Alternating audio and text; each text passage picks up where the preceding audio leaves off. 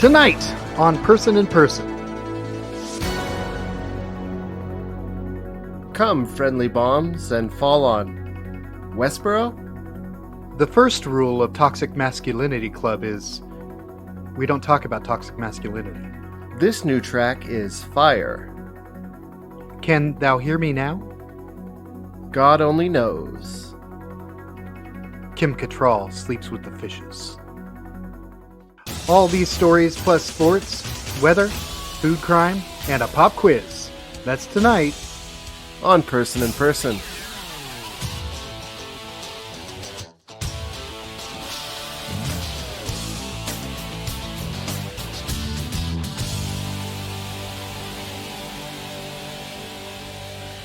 Good evening wherever you are, whoever you are, and welcome to Person in Person. I'm Gene Person. And I'm Greg Person. No relation. Person in Person is a news show for people who don't like news shows, by people who don't like news shows. No lofty aspiration to journalistic integrity here. We pick and choose the stories we talk about. It's funnier that way. And if it's not, who care? Well, I kinda do. Enough about our show, let's pop the cork on tonight's stories. It is main news.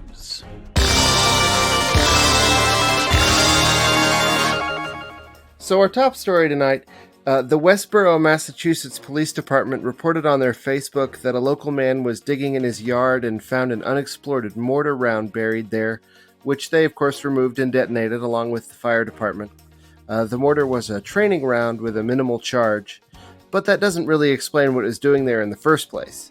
The nearest military installation is 21 miles away, so I don't think it was supposed to be there buried in dude's yard. And there haven't been any military engagements in Massachusetts in the last couple of years, so I was thinking we could spitball some theories. Okay, before we go any further, I want to clarify though, you said Westborough, Massachusetts, so this isn't the same Westborough as the eponymous Baptist Church. No, this is borough with an O-U-G-H. It's the good Westborough. Okay.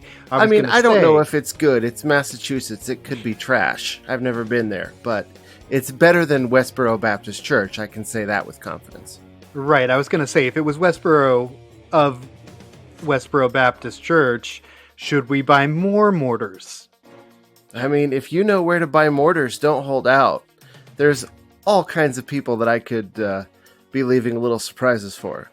I think they sell them in the same place they sell pestles. Oh, yeah. Okay. So we'll be going to Bed Bath & Beyond and asking them to take us straight to the Beyond section. Really, any kitchen store. Good to know. The interesting thing about this to me is that because he was just digging in a flower bed and not very deep, he could have accidentally unearthed that thing and blown himself up at any time. And because there's no reason for it to have been there in the first place, there's no reason that there can't be a mortar in your yard. Well, fair enough. You know, something very similar happened in my home state of Oregon. Oh, do tell. So, during World War II, the Japanese did make one attempt to bomb the continental United States. They rigged up these bombs and connected them to balloons. And one of them touched down outside of Lakeside, Oregon. And in 1945, a woman and 5 kids found this giant balloon in the forest and tried to drag it out, not realizing it was connected to bombs. The bomb went off and killed all of them.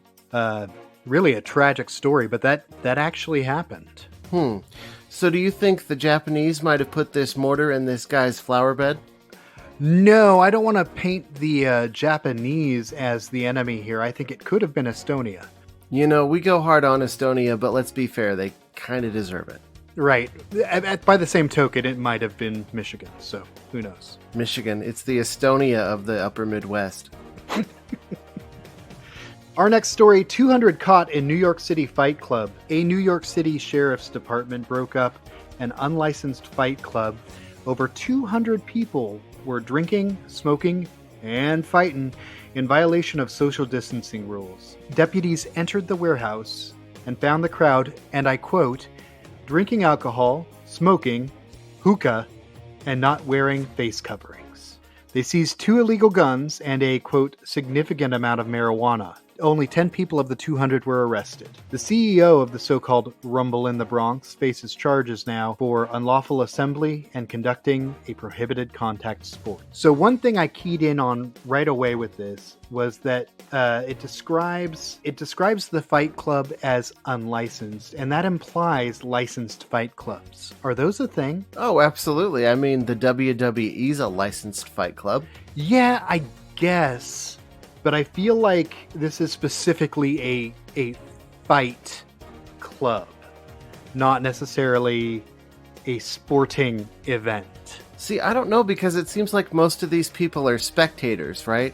And the fighters they're fighting for money, not because their dads didn't hug them. Right, okay. Outside of the macho connotations, this seems like a distinctly American thing to do. In the middle of a global pandemic, let's go party with strangers and make sure every bodily fluid gets exchanged. Oh, and bring guns and hookah. Well, we can't say for sure that every bodily fluid was exchanged. I mean, were they, sharing semen and urine as well? We don't know. Yeah, okay. We can assume. Fair enough. I'm going to assume that there was some stuff going on where semen could have ended up in the mix. Nobody's got a long enough reach that you can socially distance and punch at the same time. Right. I guess everyone needs a hobby. While I'm filling in crosswords and recording podcasts, apparently people are beating each other to a pulp. I don't think these guys are the guys who buy raw water necessarily, but I do think these might be the guys who pay for a leopard encounter. Oh, absolutely. I assume that that's the undercard fight. It's in this corner wearing spots. Right. I've been in fights in my past, and they're always stupid. They don't solve anything. They don't prove anything relevant, except that critics of either toxic masculinity or the human race in general are 100% right. And I lament, Greg, that those fists could have been doing some good in the world. Yeah, do you remember Fists Across America in the 80s? Oh, that was a mess. Yeah, did not turn out like the organizers hoped. Yeah. Listen, Chuck P had some interesting ideas in Fight Club, but if what you got from that book is this, you need to read it again. This is P.T. Barnum exploiting a story about men without fathers to turn a buck. Well, and we don't know if these guys were fighting just because fighting is fun to watch and people would pay them to do it, or because what they really wanted to do was just hold each other and cry gently. Right, maybe they were just missing human contact. With all that human contact, if it's any comfort, maybe while they're wheezing out their last on a ventilator in the ICU, they can celebrate the fact that they got a few good punches there. I mean, that's what I'm going to say on my deathbed. Thank God I punched that guy. Yeah. Well, as long as he was a Nazi, I'm okay with that. I mean, he wasn't not a Nazi. Speaking of New York City, though, there's a New York rapper, Dupree G.O.D., who's in a bit of hot water with the NYPD for jumping on top of an occupied city bus with a flamethrower while filming a video tribute to the Wu-Tang Clan. Okay, so if this was a tribute to Wu-Tang, I'm a little bit okay with it. Yes, Wu-Tang was not involved in the production of this video or any flamethrower action in any way. He just wanted to make a video about how much he enjoyed the Wu-Tang Clan, and he decided to hop on top of a bus and blast his flamethrower. Which, that part is actually almost okay. He's only on the hook for reckless endangerment, because flamethrowers are actually legal in New York City. Really? See, because in the last story, they confiscated 2 guns. A flamethrower would have been fine, presumably. And, not only guns, but this is a city where you can't carry a knife over 4 inches long without getting fined or locked up. And they will literally choke you to death if they think you might be selling loose cigarettes. So flamethrowers somehow didn't make the cut. I don't know how, but the solution here is obvious. Yeah, everyone carry a flamethrower. Right, New Yorkers, arm yourselves with flamethrowers. It's a little cumbersome, a little heavy, but you're going to build that upper body strength and that core strength, and it's unbeatable for deterrence. When you're carrying a flamethrower, people know, and they are going to keep at least a 30-foot distance from you. This whole thing, though, if there's a single trend that unites most of the stories that we cover here, it's an idea that is so bad but requires so much time and effort from so many people that I literally have no idea how it ever got accomplished without the direct help of Satan. You mean Dupree Satan? Yes, the arch nemesis of Dupree G.O.D. That's what I thought. On to our next story. A 19th century painting depicts the future. An 1860 painting titled The Expected One by Austrian painter Ferdinand Georg Waldmüller. I don't know if I'm pronouncing his name right, and I assume he's not going to care because he's long dead, or is he? The painting seems to depict a woman walking while looking at her smartphone.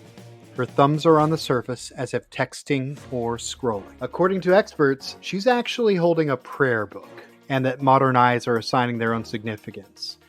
But it is curious. I'd ask if this painting was recently restored in Spain, but she looks like a human being who has a face, so I guess that's off the table. Yeah, she doesn't have any of the simian characteristics that I associate with restored Spanish art. Right. So the real question is this proof of time travel? I mean, I think so. If you look at the painting closely, it's clear that whatever she's looking at is lit. It's throwing light up onto her face. It's not a page, it's a screen. And I think even the name sounds a little time travel-y. The Expected One. Yeah, that could mean a dutiful churchgoer, but it could also mean the artist expects her to exist someday. Right. He knows that she's going to be there someday, even though she's not now. And by her, I mean, of course, all of us. I wonder about that man kneeling nearby. Is he going to propose? Or more ominously, is he a threat, representing the world of dangers we aren't aware of as we casually make our way through, blissfully distracted by tiny screens and the dwindling supply of dopamine? This took a bleak turn. It did. I wonder, where are the paintings of tiny robots in people's glasses? Well, because the robots are so tiny, you wouldn't be able to see them in a painting. And I can therefore assume that everybody you've ever seen in every painting has an ass robot. Or that every painting of a boat is of a microscopic boat that's about to be launched into someone's rectum. Indeed. Well, one thing's for sure, Greg. That Insta is blowing up. I'm not 100% sure I know what that means. I'm 37. In science news, a Dr. Jennifer Hall Rivera, the Education Content Administrator for Answers in Genesis, which I assume is some sort of private research outfit, definitely not a church or a cult of any kind. She has come to the conclusion that the human nasal bone, which protrudes from the skull more than it does on other primates, does that because God knew that we would invent eyeglasses someday. Okay, wait. You say this is not a cult. Correct. Does she wear eyeglasses? You know what? She actually does not wear eyeglasses in any of the photos that I've seen. Well, that settles it. It's a cult. We all know this. Well, but she has doctor in her name. I feel like these rules keep coming at me so fast. I didn't realize that actually made it scientific. I apologize for my interference here. Well, she's an education content administrator. They wouldn't give that kind of a job to just any old religious kook. Like, you'd have to have some serious credentials, like a PhD from Liberty University, which she does in fact have. A PhD from Liberty University. I see. Okay. Mm-hmm. Now, I do wonder, though, do you think, and we're just spitballing here, we're not scientists, but do you think that if human beings had evolved or been created without a protruding nasal bone, is it conceivable to you that we might have just figured out another way to put the glasses in front of our eyes? You mean like swim goggles? Yeah, like a strap or a lanyard. Yeah, I mean... In fact, the ways that we used to make eyeglasses before we made the frames to rest on our noses. Right. I mean, these things actually exist, so... You know, in the talk that I listened to where she explained the purpose of noses, she actually also mentions contacts. So she's aware that there are other ways to make corrective lenses too. So what is her take on apes and monkeys? What's the deal with that? Why they have noses? They do, but they don't have the same kind of protruding nasal bones as us because they don't usually need to wear glasses. I mean, have you seen the proboscis monkey? That's true. That guy does have a nose. He could definitely rock some specs. Like, he is a full-blown Jimmy Durante over there. Careful with that reference. It's an antique. Oh, I'm sorry. Jimmy de Bergerac. Oh my, we're traveling back in time with alarming speed right now. Okay, I'm sorry. Are you the little boy in that painting who's getting ready to holler at that time-traveling girl? Is that why you want to go back in time? Speaking of apes, Dr. Hall Rivera also recently wrote an article. I don't know if I want to call it a paper. That seems like maybe lending it a little too much weight. But she wrote an article about how humans share fingerprints with apes, some marsupials, and other arboreal mammals, which is to say mammals that live in trees. And she even mentions how in the case of these arboreal mammals, the fingerprints help them to grip onto tree branches. But since humans obviously didn't evolve from an arboreal mammal such as an ape, the only explanation she can come up with for why we have fingerprints is, well, they're good for gripping. Huh. Well, I mean, okay. Yeah, well, it's a pretty clear example when you read the article of someone who has basically figured out what they ought to have figured out, but doesn't want to, so they back away from it. Right. She's really close there. Yeah, well, and it's not like she's not familiar with the evolutionary perspective. Her previous positions included the head of a science department and a teacher of anatomy. So she's heard of this stuff before. She just doesn't want it. Yeah. I have a theory in the same vein that I'm going to throw out to you.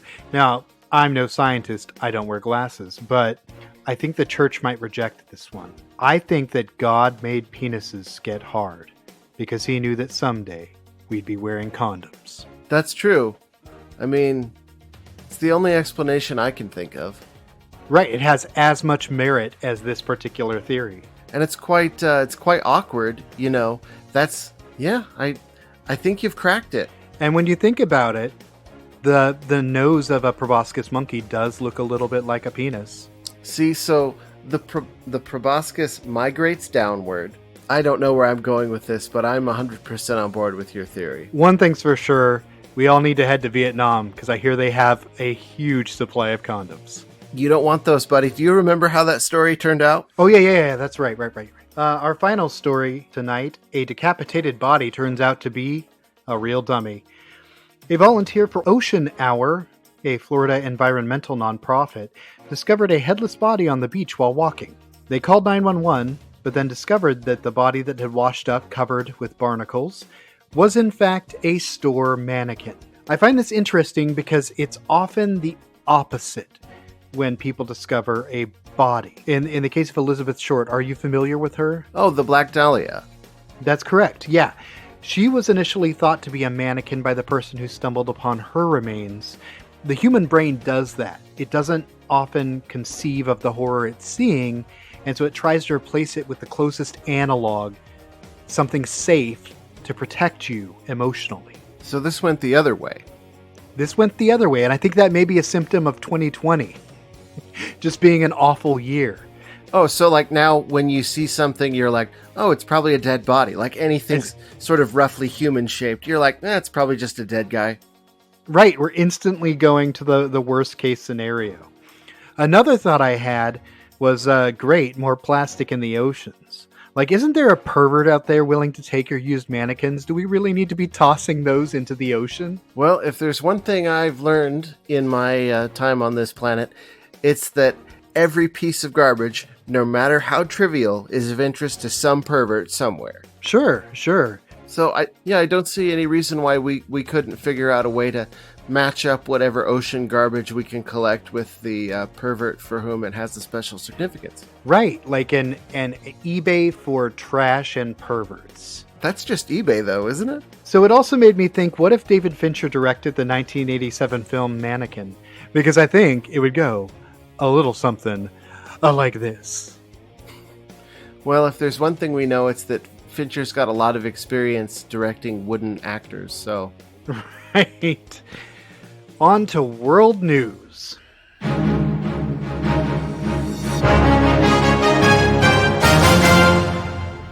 In Japan, the Japanese town of Takikawa on the northern island of Hokkaido deployed robot wolves to scare away bears that have become a dangerous pest. In September, the bears were spotted roaming neighborhoods, and sightings are at a 5-year high. Dozens of attacks have been reported, and 2 deaths as a result of those attacks. The monster robot wolf is a body on 4 legs with shaggy fur and glowing red eyes. It uses motion detection, and when the motion detection goes off, lights flash, and howling noises issue from the monster wolf. So why wolves? Well, historically, wolves roamed Japan and were a rival predator to the bears before going extinct. Also, little known fact, Japanese bears are famously lupophobic and lycophobic.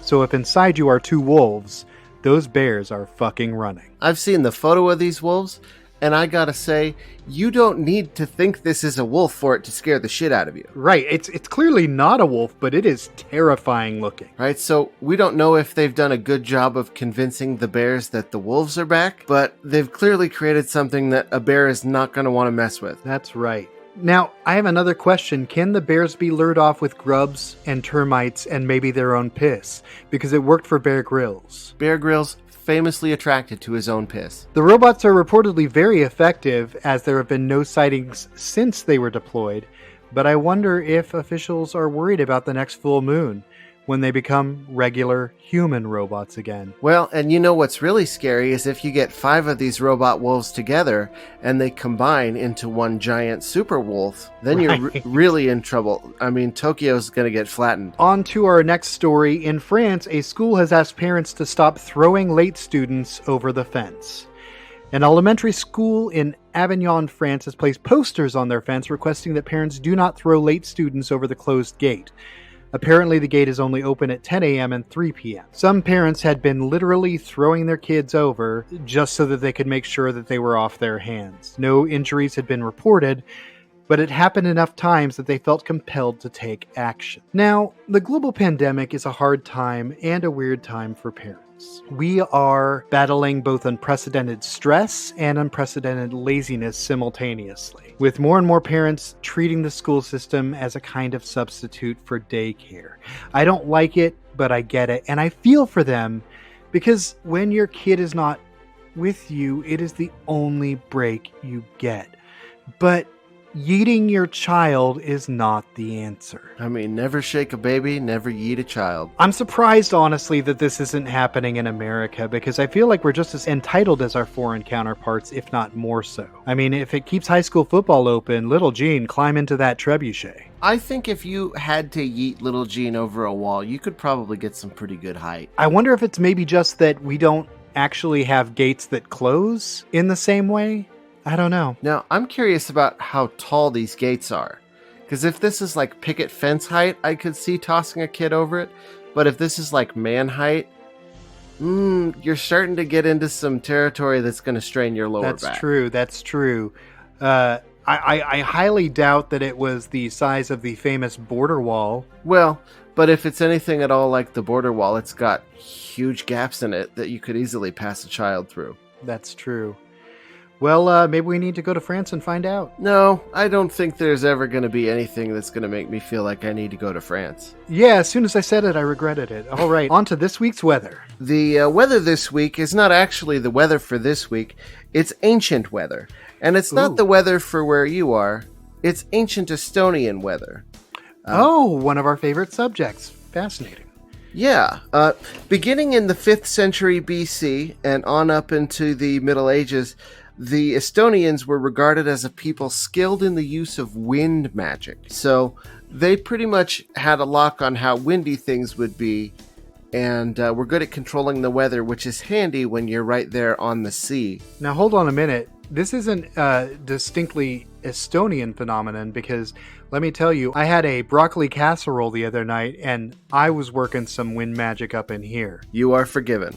But speaking of mild winds, that's the forecast for the capital city of Estonia, Chicago. Yeah, it's Chicago. It's actually, I'm not 100% sure I'm pronouncing it right. It's Tallinn. You mean like One Night in Bangkok? Yes, Bangkok, Oriental City. No, we can't. I think I've probably already violated some sort of copyright law. Okay. But yes, in the capital city, Tallinn today, mild winds and a 50% chance of rain. And they're attributing this to magic? Well, they're not attributing it to magic, but if the Roman historian Flavius Magnus Aurelius Cassiodorus Senator is to be believed, Bonita Brown. Mm-hmm. then it's probably wind magic. Well, this is all fascinating stuff. What are they doing about the fact that wind magic causes cancer? Well, I'm not sure. Are we sure that wind magic causes cancer? Well, I assume that because wind power causes cancer and magic is a kind of power, that we can make this extrapolation pretty logically. That's a good point. But then you just use magic to take the cancer away and you're back to square one. Okay, well, even Steven. Yes, even Steven could get cancer. Suddenly had some kind of rush of sadness for some reason. I have no idea. Anyway, as you know, every week our investigative team presents a detailed and harrowing story on food crime. This week, Greg Person has the story. Folks, I've been getting pretty spicy with the food crimes lately. This one is a little gentler, but it does hurt me a little bit more because this is a crime by a family of products that I love very much. But when our friends go astray, it's our responsibility to correct. So I want to talk right now about Johnsonville sausage strips. Now, you're probably familiar with the delicious Johnsonville sausage links. I am. What they're doing now is they've taken those links, cut them into thin strips like bacon, and then they say, fry them in a pan like bacon, use them like bacon. And if this is a member of the Johnsonville family, it's not one that's welcome at my cookout. Do you ever stop to think about the fact that you've only ever seen sausages in patties or links? Not a day goes by. Well, since you've been wondering, I can tell you, it's because you want to have a little bit of thickness to it, because if you overcook the sausage, it's going to dry out and become tough and inedible, which if you cut it into a stupid strip, that's going to immediately happen, which the Johnsonville people know, because if you look at their website, they warn against overcooking it so often that they know it's going to happen, and they want you to think that it's your fault. And this is, the idea that you can replace bacon with sausage. I love sausages, but it's not suitable for every application you would use bacon for. And it's just hubris to think otherwise. They've been blinded by a jealousy of bacon, and it's caused them to produce this stupid product that nobody wants and nobody will like. Okay, so here's the thing. I appreciate your report, but I can actually think of one use for these. I can think of a couple, actually, but particularly for kids who are baby-led weaned. I believe that in strips, it's less of a choking hazard that way. The baby can just handle them and eat them. I can see that as a potential use for these.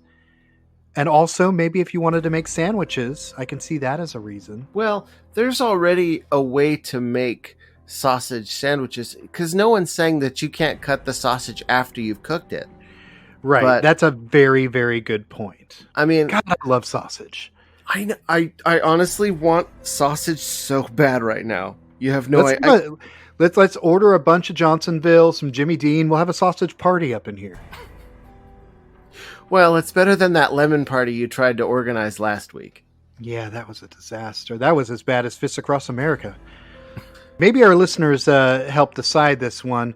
Do you think this deserves to rise to the level of food crime? I know you are the ultimate arbiter here, Greg, but I'm just curious. Well, again, in contrast to some of the food crimes that I've covered, nobody's going to die from this. They're just going to have an unsatisfactory dining experience. So this is just a food misdemeanor, and I'm willing to let Johnsonville off with a warning. Fair enough. Let's start our next segment, the pop quiz. Okay, so the pop quiz, spelled P-A-P for person and person. Oh, so it's a pap quiz. It's pronounced pop. Do you need me to get into the stirrups? No, that's fine. It might be a good idea to have you disrobe. Okay, I'm still wondering why you brought the stirrups into the studio then. Well, I'm a big fan of equestrian. Yeah, it's never too late to get into some horse dancing. Or some horse soup. This week, in lieu of any listeners who are willing to interact with the show in any real way, our contestant will be Greg Person. All right, what have you got for me, Gene? So the subject of this week's quiz will be The Good Place, in honor of our most recent bonus recording. Okay, well, I have seen this show end to end probably at least 5 or 6 times, so I am confident that I know everything that happens on the show. If any of the questions are about the production of the show, I'm not on very sure footing. Yeah, some of them may go into that direction, but we'll just see how this works. Question number 1. On The Good Place, what was Jason Mendoza's DJ name? He's Mr. Music, the DJ. That's exactly right. You are 1 for 1 so far. Name 3 non-frozen yogurt shops that appear in The Good Place. Do you want me to name them? Yeah, just name 3. Okay, Knish from a Rose. Okay. Shit, this is really hard because there's a whole big list of them, but they've all fled my mind right now. Infinite Light. Mm-hmm. And I'm going to say The Good Plates, which is a restaurant and not a shop.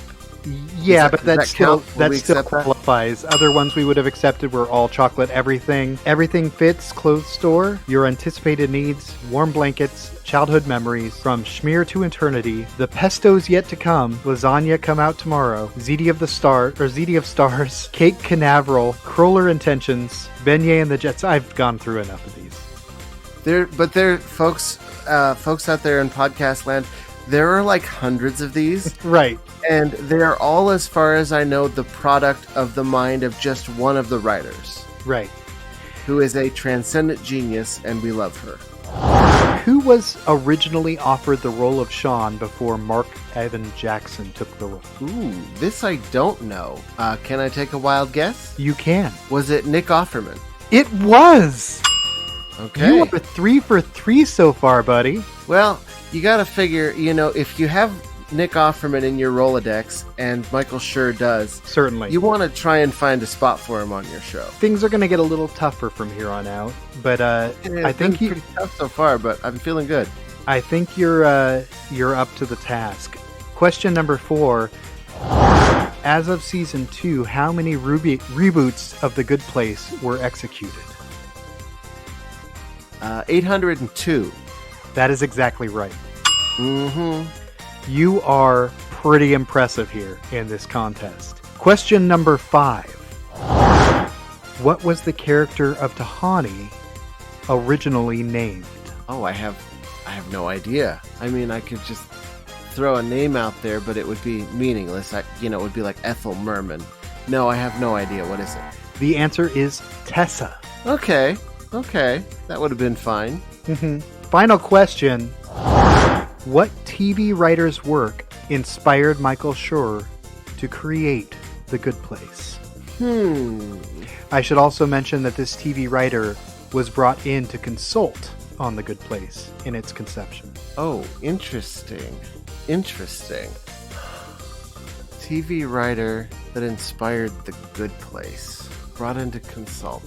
Can I ask some questions? I will give you one question. Okay, is this a TV writer who's working currently, or is it someone who did more classic TV?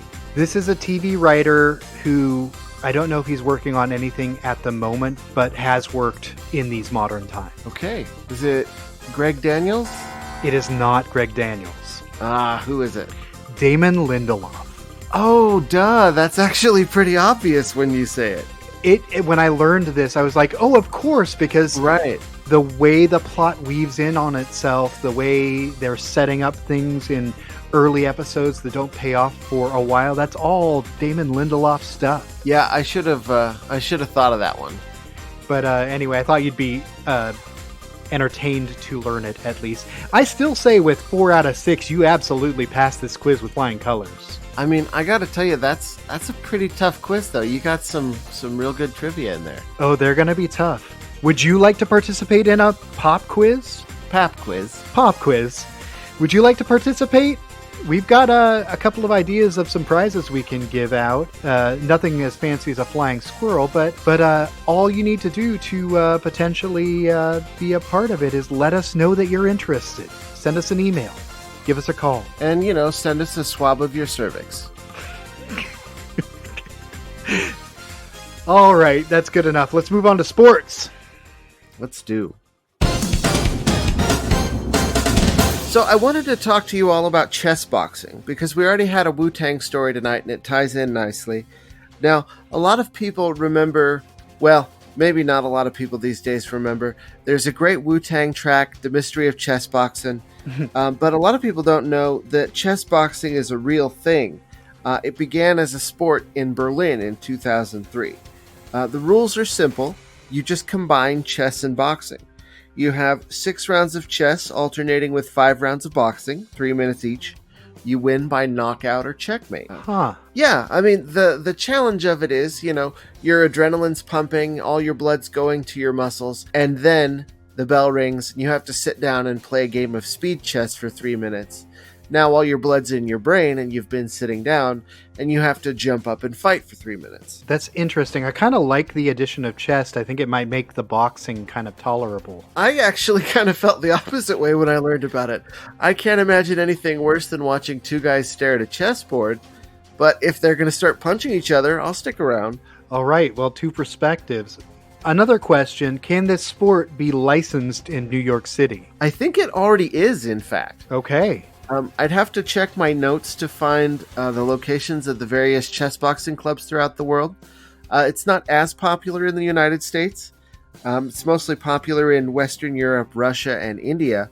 But there are a couple of chess boxing clubs in America. What's interesting is that you think, oh, this is some dumb gimmick, and it's like if they're boxers, they're not very good at chess, or if they're chess players, they're probably not very good boxers. But actually, to be a professional chess boxer, because there is a world professional chess boxing league, in order to qualify for a professional status, you have to have at least a 1600 chess rating and 50 amateur bouts. Wow.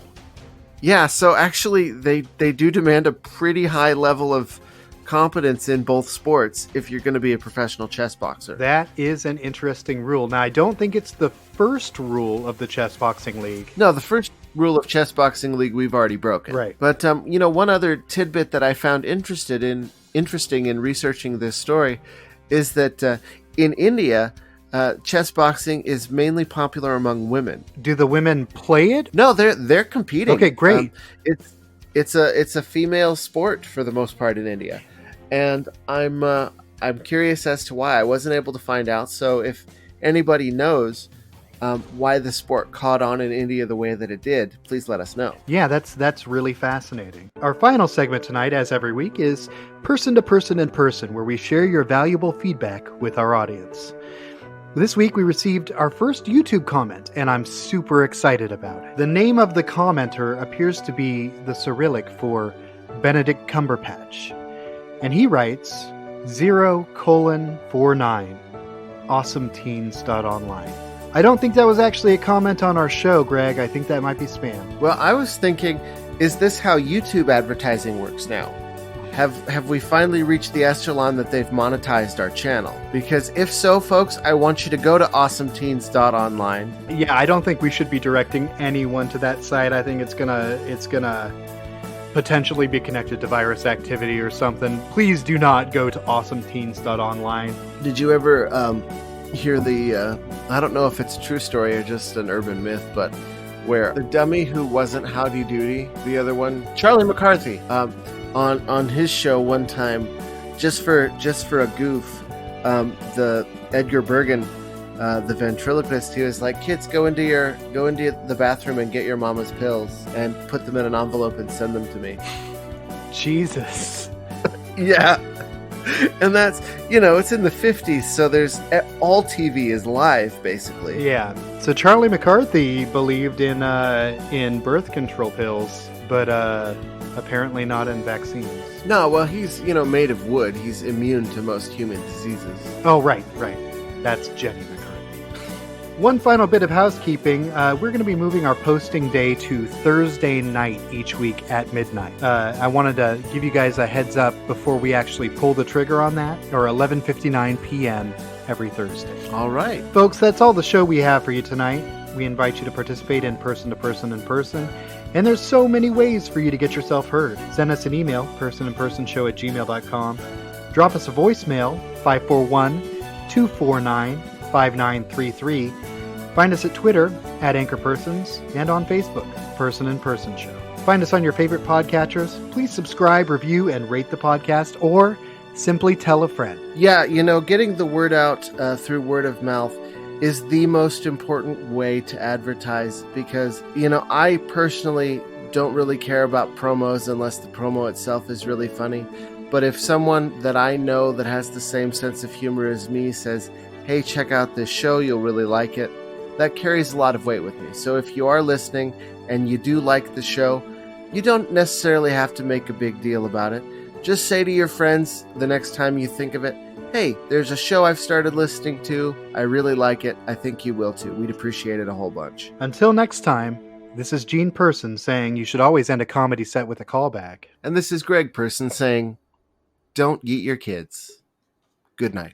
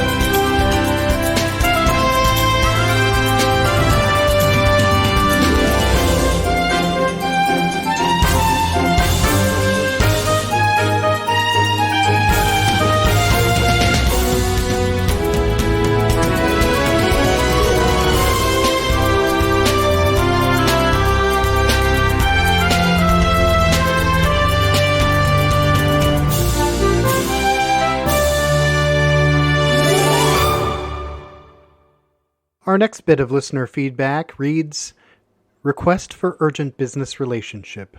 First, I must solicit your strictest confidence in this transaction. This is by virtue of its nature as being utterly confidential and top secret.